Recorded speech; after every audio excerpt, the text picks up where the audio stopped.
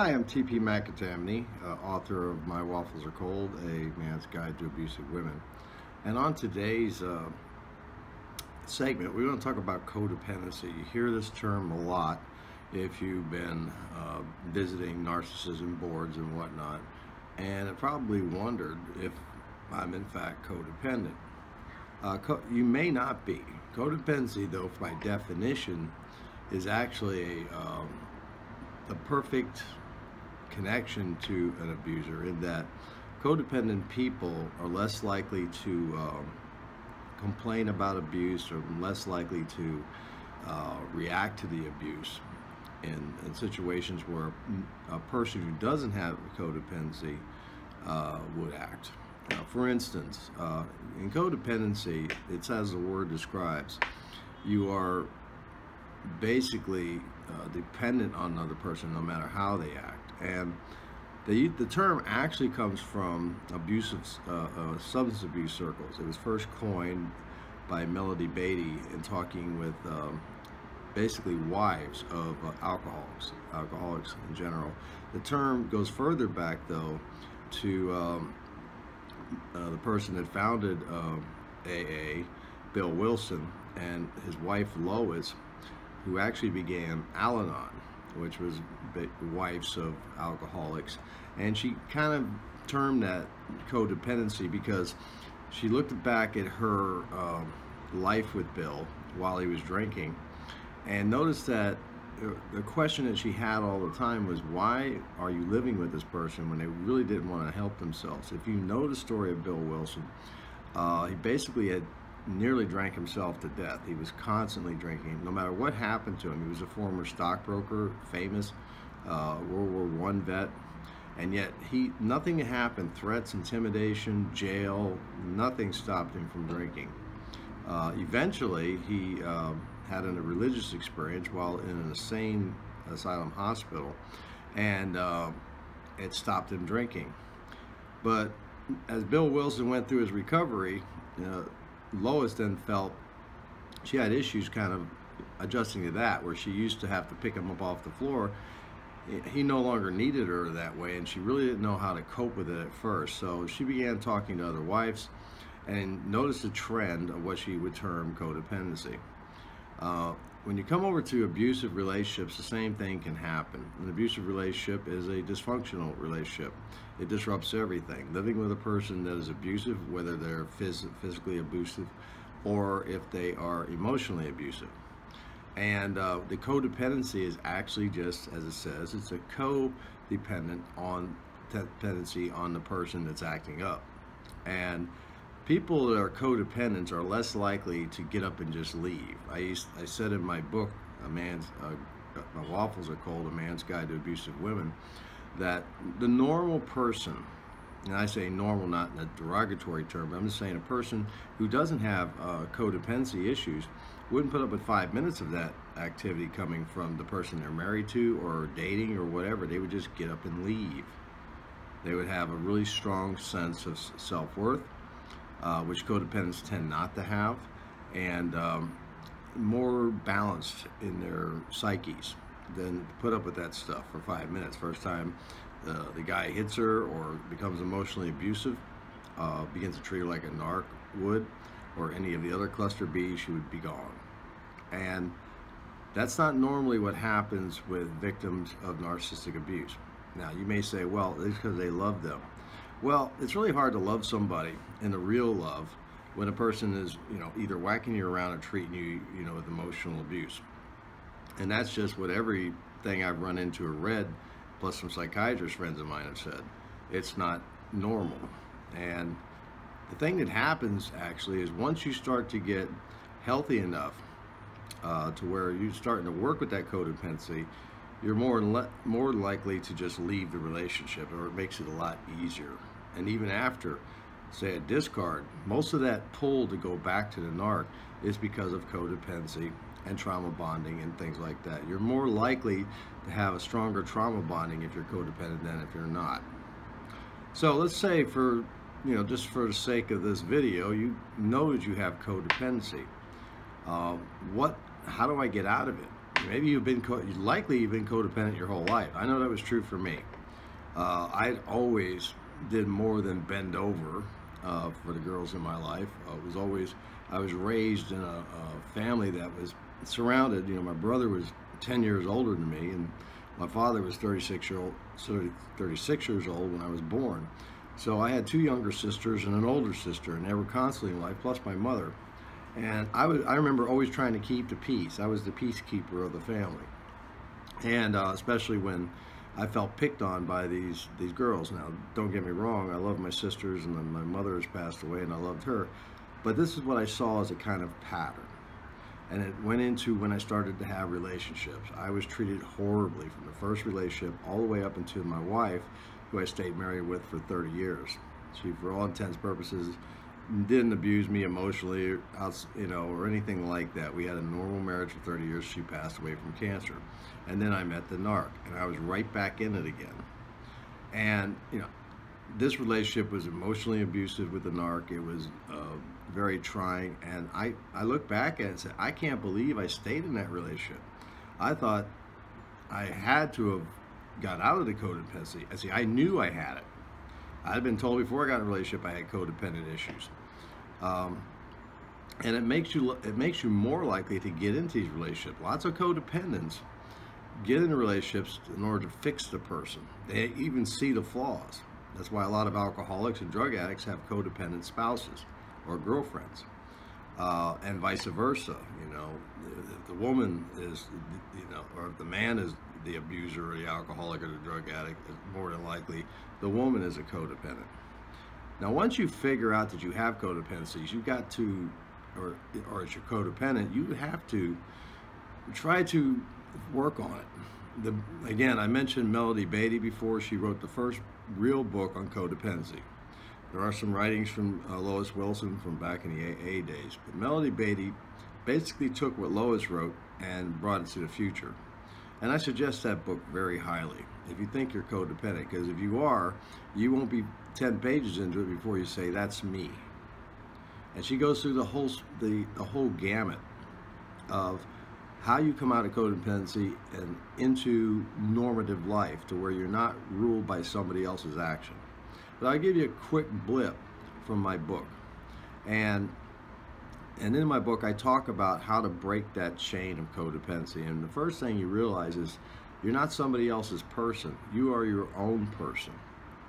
And that's really strange to a codependent. One of the first things I look for when I'm talking to somebody, or codependents you're taking in your counseling, and I did counsel back in the 90s on this in my church, is that they'll come into the office and they talk about their husband or vice versa, their wife or their girlfriend or boyfriend, and they're having issues, and that's all they talk about.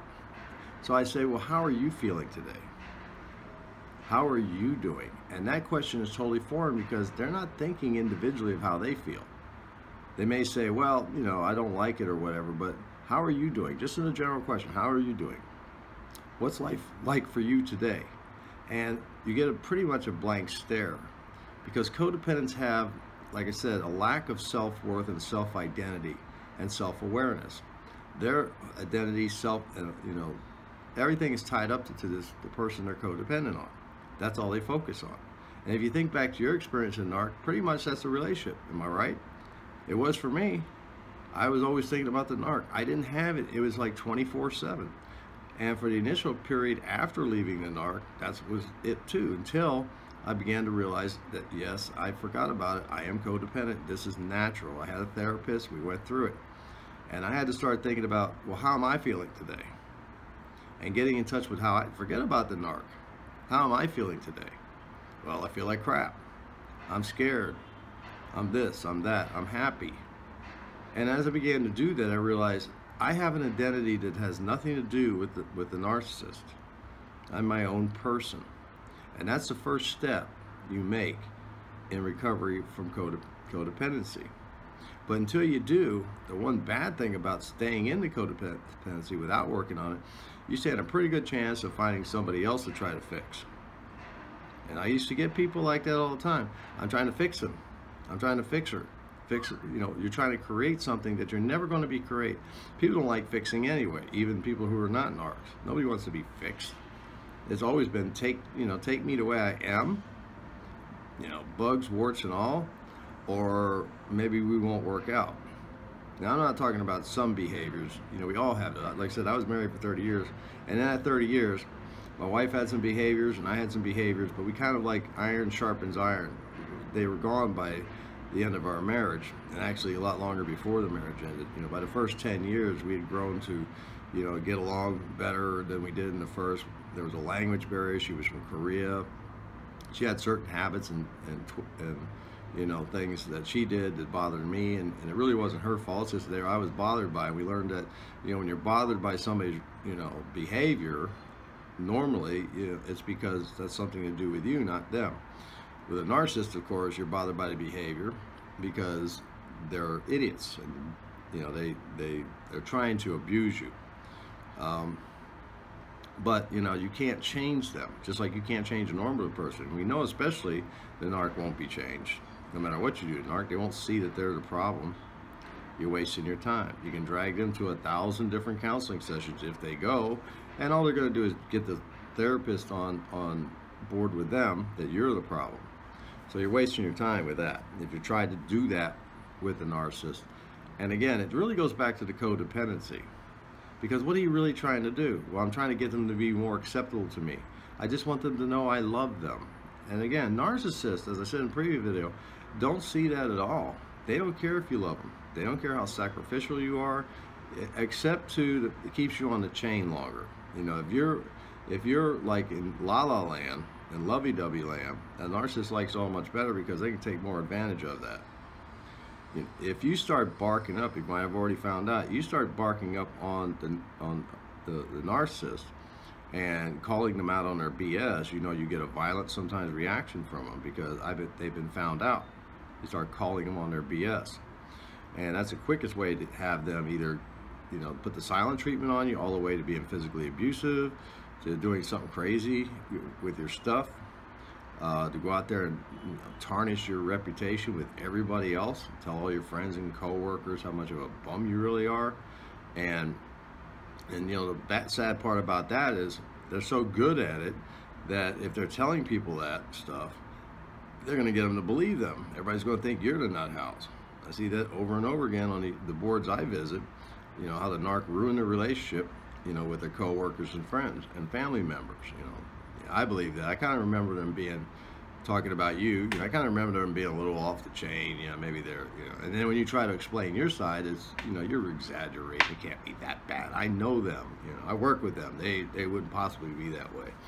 And but as long as you have this codependency, as long as you have this, basically you just don't want to start any stuff. You just want things to be peaceful, and there's never any peace with a narcissist. Never, ever. And I started working on the codependency because, like I said, I had it my whole life. I just forgot about it, And once because the 30 years with a normal woman will do that. I didn't, kind of just subsided over time, but it didn't take much for it to come back because it can always come back. Codependency is a disorder. It doesn't mean you're crazy. It is a disorder, and it's treated as a disorder. It doesn't matter. I have bipolar disorder, and I have to take medication the rest of my life. I've had it my whole life. And if I stop taking the pills because I figured I'm better, well, it won't be long before my new wife will start bringing it to my attention because I get pretty manic, and I'm getting older and I've calmed down a lot, but she knows when I haven't taken the meds, she'll ask me. So when you have a disorder, whether it's diabetes, codependency, or whatever, all these things are listed in the DSM-5. They're disorders, and they're classed as differently, but if you take a med, now there's no real med for codependency other than cognitive behavioral therapy sessions and some other things. There's no real pill. But if you don't work on it, and basically your medicine being those techniques, and you lack off of it, you could be right back in it before you know it. You have to work on it on a daily basis. You have to ask yourself, if somebody says something inappropriate to you, and you just blow it off, oh, that's okay. Instead of firing back at them, what did you mean by that? Well, I didn't want to cause, I didn't want to cause any problems. I don't want to cause, I remember most of my codependent life, I didn't want to cause any problems. I would let people, my sisters and everybody else, just run over me. And sometimes it would upset me, and I'd go to my room and cry as a young man. And why are they picking on me? Instead of getting in their face and saying, what did you mean by that? And I know that works because I've tried that a few times. And that's what broke me, early on, before the narc and my codependency, was just asking those questions. What did you mean by that? And defending myself. That's really all it is. It's defending yourself. It's not. You don't have to be mean about it. You don't have to argue every point. You pick your battles. You have the freedom now, instead of picking no battles, except I'm just going to bow down and let this person kick me in the butt because I don't want any trouble. And it's very important with the narcissist because, again, until you break that codependency bond, and the bond, like I said before at the beginning of the video, it's a perfect match between a cluster B and a codependent, because that's what the narc wants. They want a compliant prey that no matter what they do, they know they're not going to get called on it. They can keep you on the chain forever. So when I walked out of my narc, and even before when she hoovered me back in for another month, like I said before, I remember when she said, that's it, I'm done, and walks out, and I actually said good, because I was already working on things, and I said, look, it's not going to work, and I'm glad she's gone, because I couldn't figure out how to exit the relationship. And she came back, and I got sucked right back in, and after about a month, I knew it wasn't going to work again, and I walked out. And I never looked back. And I could do that because I was working on things. I told you in previous videos, you have to do some leg work. You have to do some footwork when you're in your recovery. You just can't stand by and let everybody else do it for you. Nothing's going to get done. You're trying to save your life. You don't want to get into another relationship like this. And if you still got codependency, you got the chance, at least it'll always be there, that you can get back in another relationship. That's like, it's an abusive relationship. You need to work on it. Even if you don't think you have it. Even if you don't think you have it. I've been big since when I wrote the book. I told people the first thing you should be doing, whether you're in the relationship or out, either one, but preferably when you're in the relationship and you find out what's going on, start journaling. Journal your feelings. Journal what the narc is doing. Start looking at it on paper. And I'm going to guarantee you, once you start looking on paper and take, kind of step aside like somebody else will be looking at that paper, you're going to be like telling yourself, what am I doing? Why am I in this relationship? This is crazy. Why am I in this for 5 more minutes? This isn't working. Is this really what I want? It's chaos. And once you look at that, there's a no-brainer. I don't care if I ever get in another relationship, is what I said when I left the narc. I don't care. This is chaos. And I mean, she left me in pretty bad financial shape. Everything I had was gone. I was eating peanut butter crackers sitting on a mattress in what was left of my living room because I'd given her all the furniture. I gave it away because I was a codependent. Even though she was leaving the house at that time, pulling one of her stunts, I gave her the furniture because I'm a nice guy. I was codependent. But by that point, I didn't care anymore. I didn't want no more contact, and I didn't care. And it was worth having that moment of having nothing, but I was a happy nothing. I didn't have any more chaos in my life. If you've looked at my picture on the video, on the first slide that goes through, that nice smiling face, that's about 2 days after I left the narc. And everybody looked at that when I posted it, because I liked the picture. I thought it looked pretty good. And I have pictures, it's night and day. You see this big, peaceful smile. People comment, you look so peaceful. Yeah, because I was taking control of my life. I had gotten out of jail and not looking back and looking forward to the future just like I am now. And that's what it's all about, gaining your freedom. And if I'm codependent, fine. Whatever condition I have, because these people can't come into your life and leave your life, or you leave them, without having some kind of problem going on. And the question of codependency is, to me, a no-brainer. Because you got really no other way of reasoning why you were in this relationship for so long in the first place. Who does that? Who goes and gets in a relationship with a person that abuses you and whacks you, and for you guys, kicks you in the nether regions on a daily basis? Who does that? A codependent. A codependent. And it's perfectly fine to accept your condition. When I came out, I was getting therapy. That's when they diagnosed me with bipolar, which they said had a lot to do with me also being in a relationship. Now, if you got what's called a co-diagnosis, fine. But if you told me that 10 years ago, I'd go, no way, man. I don't have, I got no conditions. I ain't got nothing like that. I took it and I said, look, I'll take whatever pills you give me. I'll take every therapy. I will listen to everything. And I'm talking to the doctor. Everything you want that you tell me that I need to do, I'm doing it. Because I'm not going back to that ever again. The more armor you arm yourself on, and I always just put it simply, know yourself. And the more you know yourself and what you're capable of and what you can get fooled on, the stronger you'll become, and you'll inoculate yourself against further chaos coming back in your life. I have a rule. I don't care what happens in my life now. And I've remarried. I say it in every video because I'm proud of the girl that found me in the most dire straits. Because I have to admit, I'm not good alone. I was married most of my adult life. I'm just not good at being by myself. I like being a husband. I like being needed. And now my life is just full of all kinds of stuff. People that love me, my wife that loves me. I get emotional sometimes when I think about it, because I think back to where I was, and now I'm with somebody who actually loves me in the way love is supposed to be. But I can look back at that and say, that was a horrible experience. I know how I got into it. I accepted whatever the doctors told me. One of the things coming out of a narcissistic relationship or any kind of abuse is the ability to trust is nearly gone. For me, going to a psychologist was, I was like, why? Maybe that girl needed to go to a psychologist. I don't need to. Why do I have to go?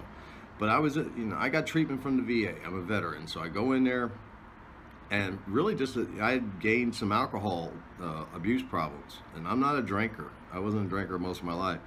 But I was using that to cope, as they told me, with the situation I was in. And especially after my wife died. Very long and grueling and ugly death. She died from cancer. And I had guilt problems. I had this. I just had all kinds of issues. It wasn't the time to get in a relationship, but I did. It is what it is. So I said, look, first thing I told him, I said, you tell me. You listen to my sob story, and you tell me, and help me to get better, and I'll do everything you tell me to do. Everything. I don't care if I agree with it or not, and I bark sometimes. But I obviously don't know something. That's how I got in that relationship in the first part. And 2 years after walking out on her, I waited about a year, and I got remarried, like I said, to a wonderful woman. I do the work on a daily basis. Every day I get up, I went through there, and then I moved to Dubai and the Arab Emirates, and I have a psychiatrist over here that I go talk to once a month, but I also do my daily meditations and work. I read a lot of articles, and I still learn stuff. Plus running the Waffles page on Facebook and writing some new stuff. I'm learning more and more every day. I don't want to go back. So again, just to close things up, codependency goes along with being in abusive relationships. Most people, not everybody, but most people who are with an abusive person suffer from some form of codependency. And it's just a thought. I throw the thought out there because you're the only one that can decide that or find that out. If you're not seeing somebody for it, it's a good idea. If you don't want to see somebody, it's just going to take a little longer. It's really good to have somebody on the outside who's trained and knows this thing, who can pick it out.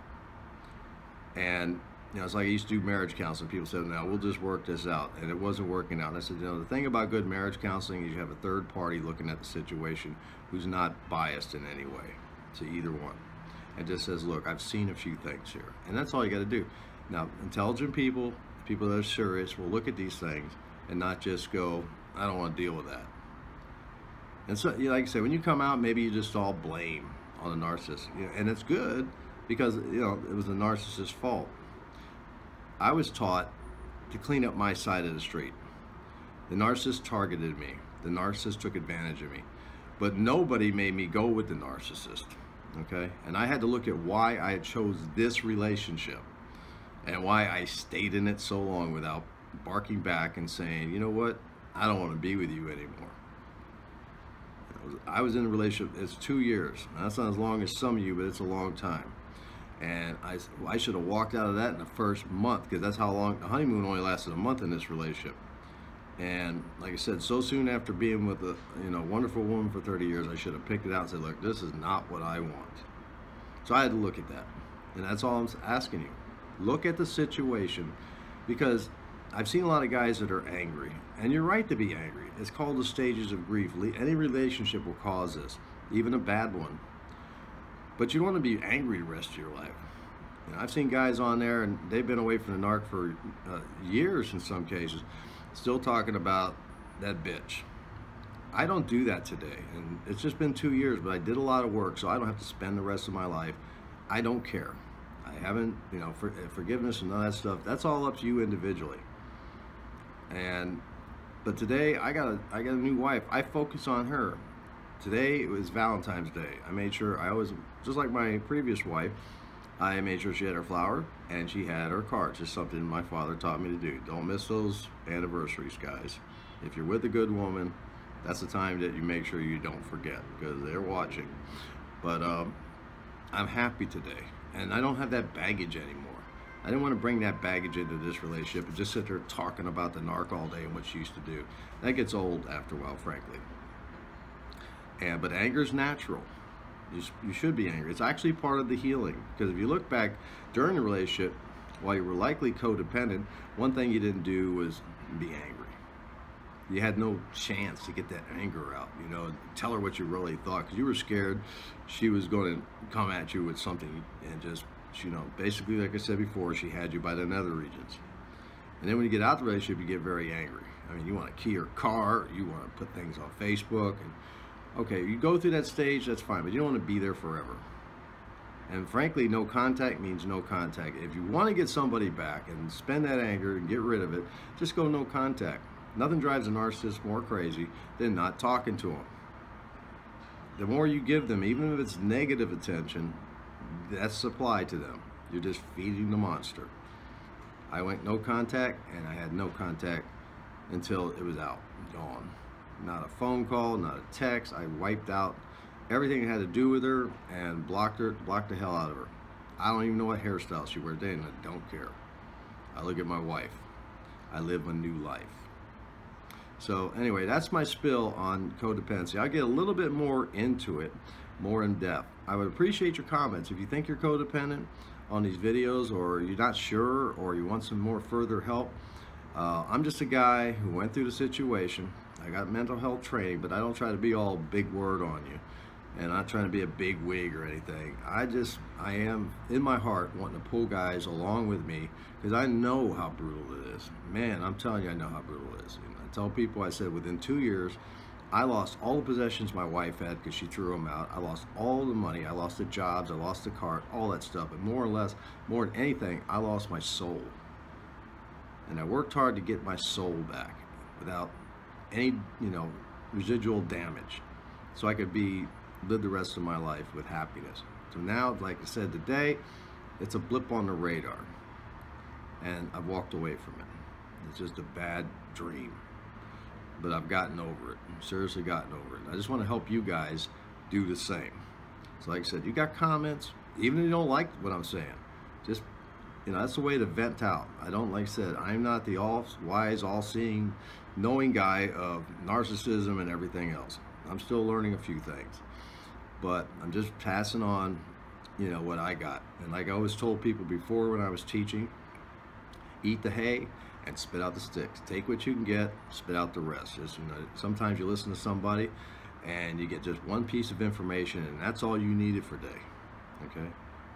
When I remember I went to a 12-step group when I was giving up drinking, you know, and the VA thought it was a good idea, and a guy in there said, I always get something, one thing, when I leave a meeting. And it might just be from one person who wasn't talking or anything. It's at the coffee urn or whatever, but I get one thing that I can use for that day to keep me on the straight and narrow, and that's what it's all about. So again, I'm TP McAtamney, author of my Waffles Are Cold, A Man's Guide to Abusive Women, and I thank you for joining me today, and I'll be back soon with another video.